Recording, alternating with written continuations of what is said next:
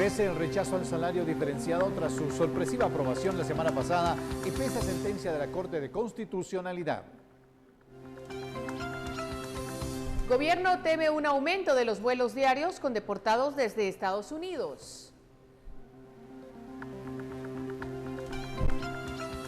El presidente electo Jimmy Morales retomará su agenda pública mañana tras el descanso de fin de año. Ola de amenazas a empleados del sistema penitenciario obligan a las fuerzas de seguridad a redoblar la vigilancia en las 21 cárceles de Guatemala. Guatemaltecos abarrotan las librerías en busca de los útiles escolares ante el inminente inicio del ciclo escolar 2016. Y esta noche en Sin Filtro hablaremos del salario mínimo diferenciado con los analistas Andrea Toc y Estuardo Zapeta. Participa con el hashtag SFSalarios.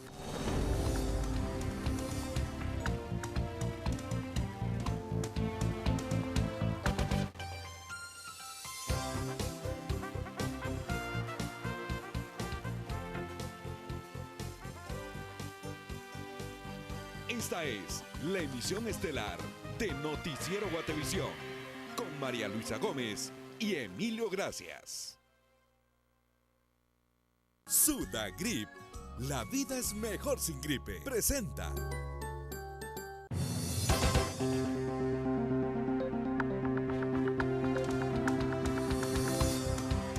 Gracias por acompañarnos iniciando la semana, prácticamente iniciando el año, así es que lo vamos a hacer como nosotros sabemos, como a nosotros nos gusta, que es informándolo. Junto a Emilio, gracias. Claro que se analiza una actividad que nunca se detuvo porque las noticias no se detienen, así que vamos a ellas, María Luisa. De inmediato.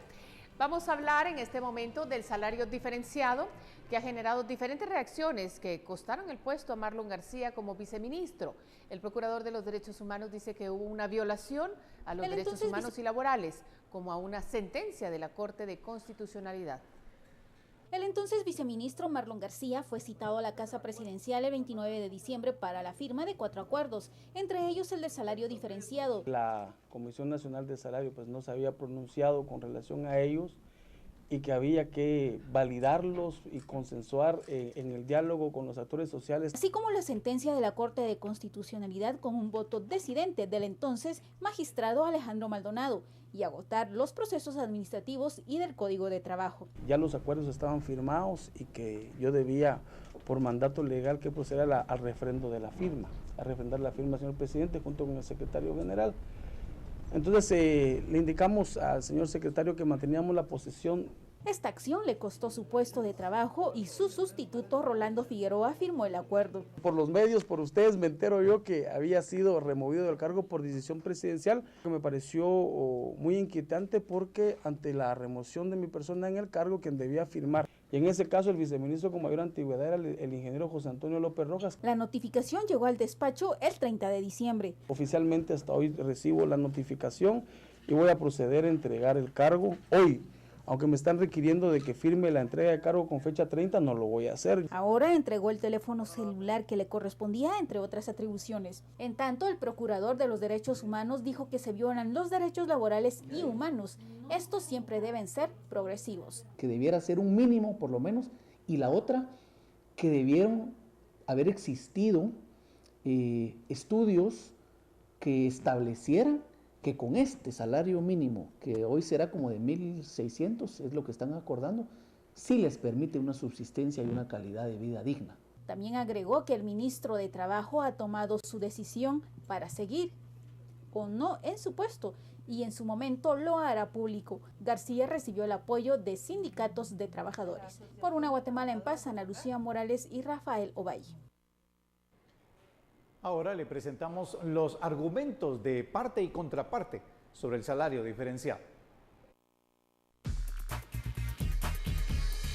Si bien es cierto, en algunos lugares no cuentan con ese salario mínimo los trabajadores, no es la medida como para poder darles algo que se sustente como familia, llevar más proyectos o llevar más desarrollo, pero el desarrollo que salga de la misma población. Estamos complacidos con la aprobación de los salarios diferenciados porque se puede llevar trabajo a los municipios que actualmente no tienen trabajo. Es como un cáncer que va a empezar a producirse y va a llegar a todos los sectores económicos del país. y esto va a producir más pobreza aún todavía. Muchas veces las empresas tienen una fábrica donde pueden hacer valor agregado, que es muy bueno en Guatemala, y una fábrica donde los precios tienen que ser un poco más baratos y se van a El Salvador y se van a Honduras o se van a Nicaragua. Pero ¿por qué van a abrir una segunda fábrica en Nicaragua cuando la pueden abrir acá en un municipio donde existe gente que no tiene salario, existe gente que no tiene un trabajo formal? Hoy pues vuelve a salir este salario diferenciado para esos mismos 4 municipios y no fueron de una manera tripartita este consenso. Equivocadamente dices que son un salario inferior. Es un salario inferior al salario mínimo nacional, pero es un salario superior a los salarios que tienen en esos municipios. Como organizaciones sindicales aglutinadas ya estamos en pronunciamiento con relación a las acciones legales. El día sábado un sector sindical ya se pronunció en presentar una inconstitucionalidad. Nosotros también como organizaciones sindicales ya estamos trabajando, se está trabajando con los abogados. El presidente, al leer lo que había hecho la Corte de Constitucionalidad, lo que hizo fue elevar a 1.900 quetzales, con lo cual 2 personas trabajando en un hogar llegan a lo que es la canasta básica y pueden tener acceso a un mejor trabajo. No creemos que se esté vulnerando el derecho de alguien que no tiene trabajo, que no gana nada. Es más, le estamos dando una oportunidad a que haya trabajo en esos lugares. Y en otra información, la Secretaría Ejecutiva del Consejo Nacional de Áreas Protegidas, CONAP, respondió a las críticas y protestas ante el cese de contratos a más de 100 trabajadores del renglón 029. En esa entidad, además, fijó su postura en la crisis financiera y destacó que no se debe a fines políticos.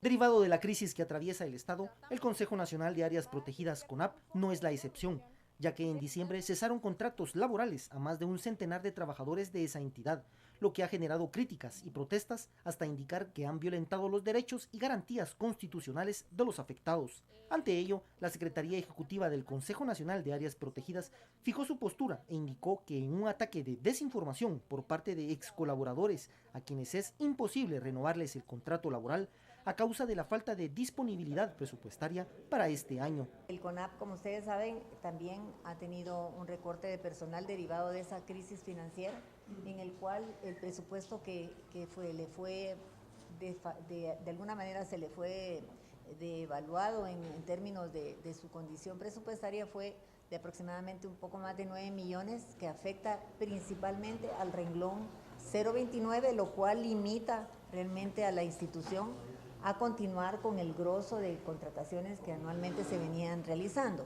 El personal de CONAP asciende a 915 trabajadores y colaboradores distribuidos a nivel nacional. En Madías, secretaria ejecutiva, indicó que se debe generar una reestructuración porque existe una sobrepoblación en la institución y desmintió que esta crisis institucional obedezca a fines políticos.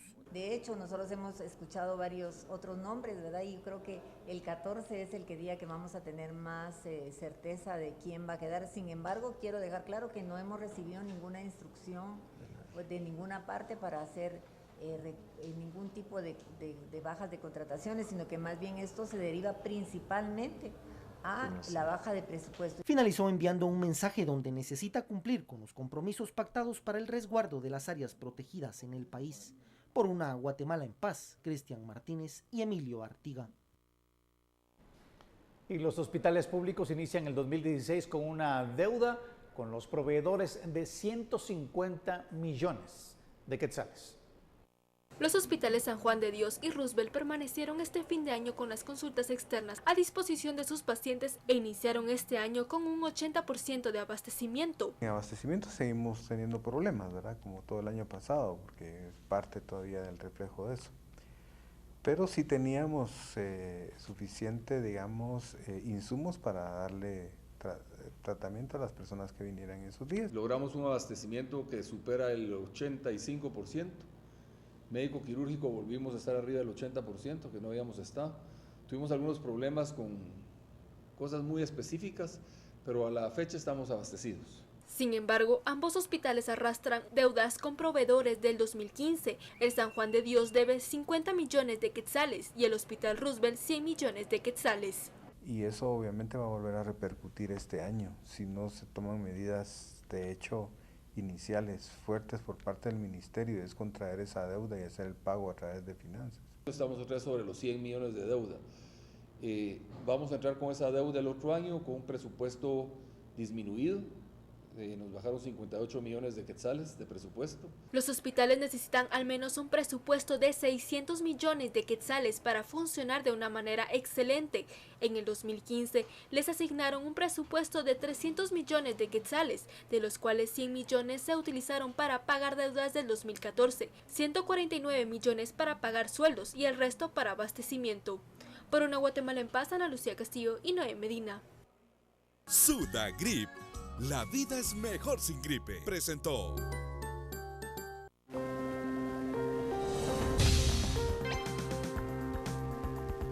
Gobierno de Guatemala teme un aumento de las deportaciones este año. Regresamos después de la pausa.